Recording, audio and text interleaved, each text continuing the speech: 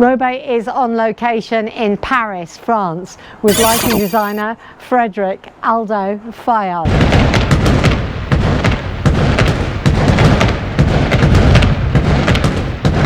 How do you know this location? So we are in our office, our official office, our headquarters, because this is the office where we prepare all our shows.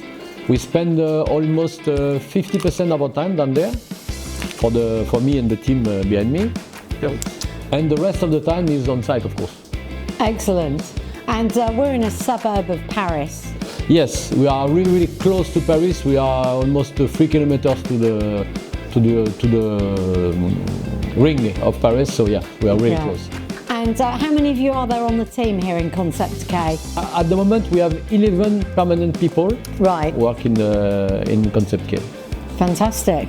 Excellent. Well, it's great to be here, but we're actually going to take a little look back and talk about when and where and how you first got interested in lighting. I think at the beginning it was not the lighting, to be honest. The first time I really been interested by the, let's say, what we call now entertainment industry, it was, I think, more than 40 years. And it was in the radio, because at this moment, I think I was 15, something like that. And we built a FM radio, it's called like this in France. And it was the first time I really involved, let's say, in the entertainment industry. It was a frequency between 88 to 108 megahertz. Right. So, because at this moment, so 40 years ago, it was not allowed to use this frequency, but the government just opened the door for the radios to be able to. So we built a transmitter. You and your nerdy mates. Yeah. Exactly. And we did that just for joke for 1 month. But at the end, after 1 month, we have plenty of people which call us, etc. So it was my really first experience on that.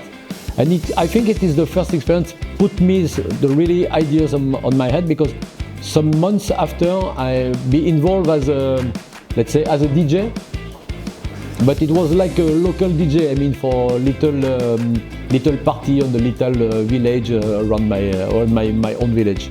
So, and the story has begun like this for me. How did it develop from there? How did you become a lighting professional? Our Discomobile grows up, and we did some projects where we need some more equipment. So we rent some equipment from a company, and this company, after some rentals, calls us, me and my friends, to know if it was possible for us to be involved on some project they had. And this company was a rental company. They did some project with sounds, with lights, and the owner at this moment, as one of the, even it was a little company, has been interested to buy some what we called automatic lights at this moment. And he bought a 6 Clepaki super scan. And I think when they discovered this kind of technology, I really, let's say, fall in love about the lights. Did you get like a first big break or a significant show or a tour or something? I think you mentioned that you did a first tour. That yes, my first tour was in 1993. It was a very small one. It was a very famous Greek singer, but very famous in France. And this guy make a tour in the churches. Yeah. And so we did many concerts in churches. And it was my first tour, but at the end of this tour, I understood it is exactly what I wanted to do. Sure, you must have seen some great venues then. Yeah. In the churches. Yeah, that was interesting. Concept K, where we are now, is your design studio. Can you tell me a bit about Concept K, like when you started it and why? It was in 1997. Why? It is because it's difficult to explain, but I think I knew already I couldn't achieve all of things by myself. I need a team with me. I need people. I think it is because I don't like to work alone, first of all. And also because I think it's impossible to, if you want to achieve what you dream, what you think is a good one, it's impossible for one brain. You need people. So for me, there is two solutions for that. First is to put you as at the top of the pyramid, and you forget you try to ask to the people to work for you, and you forget them when you say, oh, I did that, etc. Second solution is to work with people and to collaborate. Yeah, collaborate really. It was my way, and for that, I thought at this moment the best way was to create a company and hire people. Sure. To create a team not for one day, not for 1 week, but for a while. We do a wide mix of events. Part of that is big opening ceremonies and spectaculars. Was that the direction you wanted to go in, or was that just the way things evolved? I wanted to do different things, not to do all the time the same things. So, as I mentioned before, in 1993, I did my first tour, and I wanted to make tours. I did tours for 15 years. I wanted to continue to make some French tour, etc. But I wanted also to explore some different ways. So I want to have some challenges. So in 2011, I met a guy named Guillaume Duflo, who was the CTO of ECA2 company, which is a French production.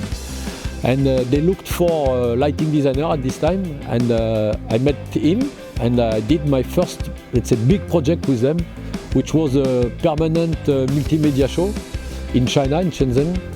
And I think it's the beginning for me of the really big show. Memorable moments from your career. Do you have a couple of stories you could share with us? Yes, I have plenty. I just think about it's a very old story, and it was at the beginning of my career.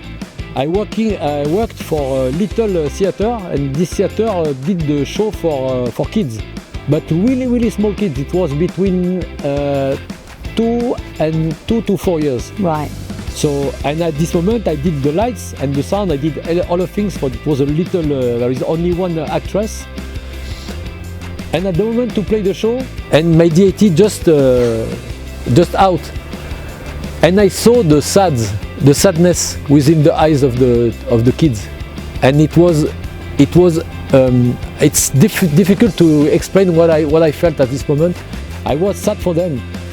Finally, after half an hour, you imagine half an hour with kids 2 to 4, so we found a solution, so they begin to be, to make noise, etc.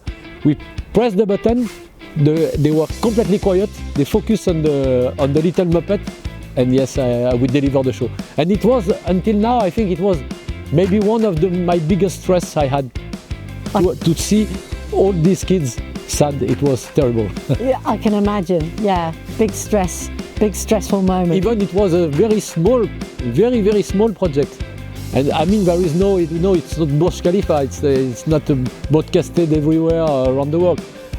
But it was too stressful to see these kids. Is there a show or an event that you still dream about lighting? With my career behind me now, of course it's more big shows I would like to be involved, like Eurovision song, for example, because it's probably one of the biggest and the most interesting project for a light designer. But also Burj Khalifa. I dreamt about Burj Khalifa for many years, and now we achieved 4 times. So, but also yes, halftime Super Bowl, or there is plenty actually. But I will not be sad if I don't achieve it. We have to keep the dreams in the head. It's really necessary to have dreams. What do you most love about the job, about your work? I think today my main goal is to work as a team, to work with my team, to try to teach them as much as I can, and to learn from them also as much as I can. And it's really to work together. What's great about living and working in France? I think we are lucky to be in France, because France it's a very nice country. I'm not objective at all, because I like to. I'm very proud to be French. There is a lot of artists in France, a lot of artisans also. So I think we are, maybe because we are living in a really peace country, we can really open the mind and see a lot of things, meet a lot of people. And yes, probably it's that, but yes, I'm really happy to be French. I'm also really happy when I'm overseas, and to try to be, yes, this is French touch. We are French, we can do that. Yeah, especially when we do big projects like the Burj Khalifa, for example, with a French production as well. So the company who did the fireworks is also French. So yeah. Oh, is that Group F? Yes, Group F. Yes. So it's really good. I'm really proud to be part of this kind of team. There's a lot of talent in our industry in France. Yeah, I think so. Yeah, definitely.